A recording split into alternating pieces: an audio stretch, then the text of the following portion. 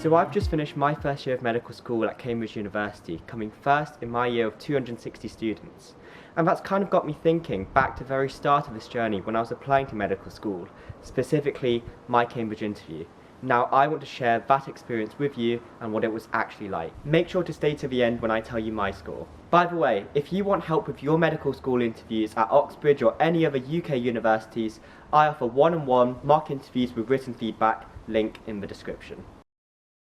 For some context, Cambridge interviews around 70% of its applicants, and with my stats, I was pretty confident I was going to get an interview.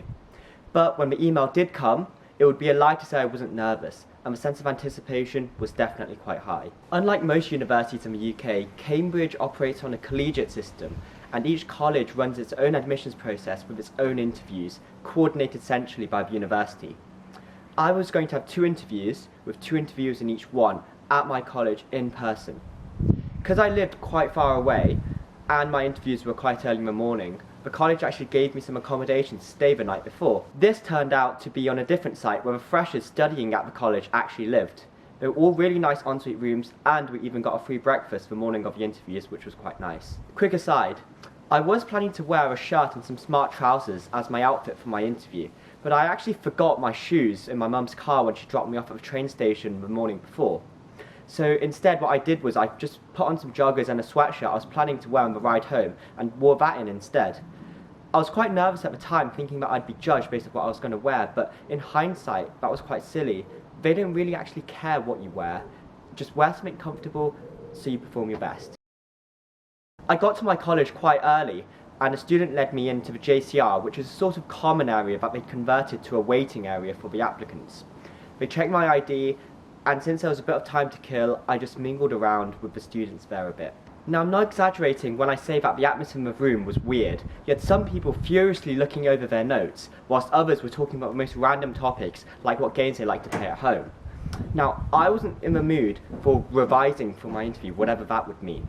Nor was I in the mood to talk about these things, so I sort of just sat on a sofa by myself with my own thoughts and just waited it out until the time of my first interview came. So I get to the room where my interview was going to be a few minutes early like we were supposed to, and there was a stool opposite the door where we could wait. Eventually one of the interviewers opened the door, shook my hand and told me to come in. Inside there was a big table with 3 seats at one end for me and my 2 interviewers, a man and a woman, both of them doctors. So the woman begins the interview with her first question, which was for me to talk about any ethical dilemma of my choosing. This is obviously quite broad, and I was surprised a bit at first. So instead of picking any of the classical topics like abortion or medical consent, I pick, get this, how do doctors deal with patients' expectations from social media? Now what I said about the topic was obviously quite good, considering the comments I got from her, but I think this goes to show a more important point about the interviews in general, which is you will get rewarded more for thinking on your feet than relying on well-rehearsed answers, even if what you say on the spot on that day isn't as good as something you might have practiced a million times before. Her next question was more clinical in nature, and basically asked me to list causes of breathlessness. So I started off with the more obvious ones, like exercise or infection. But this wasn't sustainable because every single time I gave her one, the answer would always be, give me another, give me another. So after about 5 or 6 causes, I was a bit lost. So what I did was I basically went back to the fundamentals, and I was like, okay, what are the fundamental scientific biological causes of breathlessness, starting from the air outside working inwards towards the cells of the body? By the end of the question, I think I had about 20, so this method clearly worked. I think there's another lesson to be learned here, and it's that the interviews are not testing what you know, more so they're testing how you think. It's all well and good knowing 20 different specific clinical conditions that cause breathlessness, but what's going to impress them more is if you can think through the process logically in an order that makes sense and helps you get to the answer without knowing everything and having it already memorized from the start. After that, the interview switched and the man started asking me his question, which was essentially about some experiments done in the early 1900s about how the heart pumped blood around the body. What he did was he showed me some of the raw data and graphs on the experiment and made me interpret it into a theory of the heart that actually was coherent and made sense biologically. He also asked me to draw out some of the equipment that I thought they would have used back in the day to collect that data that they had. I found this quite hard, but I kept going, and it's not surprising that I found it hard because turns out this was first year content. But I kept at it and eventually ran out of time, marking the end of the first interview. I had about an hour until my second interview, which I spent in the JCR common area, mostly just talking to some of the other medic applicants, but also some of the natural scientist applicants too. I think I felt a bit more confident after my first interview, which is why I started talking to people, and that was actually really helpful in not letting me dwell on my thoughts and dwell on what happened in the first interview afterwards. Anyways, the second interview came up quite quickly and began the same way as the first, this time with two scientists. This second interview stuck in my head quite distinctly, mostly because of the first question. It was a really simple enzyme graph question that was quite A-level-esque, and I definitely knew how to do it. But the first time I tried it, just got it completely wrong. And I remember the interview just looking at me sort of going like, do you want to give that another go? Which was really embarrassing after I realised how silly my first mistake was. But I corrected it and moved on, and I think that's why it went quite well in the end. I then got asked a few questions about my EPQ, which I'd written about in my personal statement, as the topic I picked was quite niche. But this was really fast, and we quickly moved on to the second interviewer with his question about endocrinology.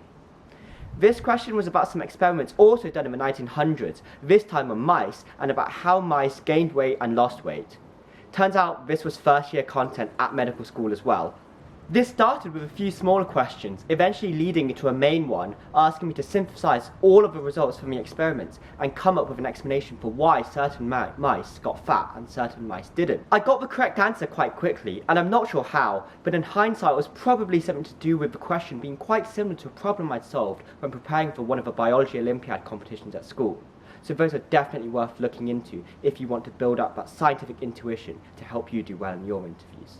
After that, we had a bit of small talk about what I like to do in my free time, you know, like music and sports, etc. Then, before I knew it, my Cambridge interviews were over. Now for a bit I know you've been waiting for. What were my scores? Each interviewer got to score me out of 10, giving a total score of 40. I ended up getting 38 out of 40, with 3 10 out of 10s and 1 8 out of 10, from the interviewer in the first one who asked me about the experiment and the heart. I'll put the interviewer's score and comment sheets on screen right now for you to pause and look at if you want to.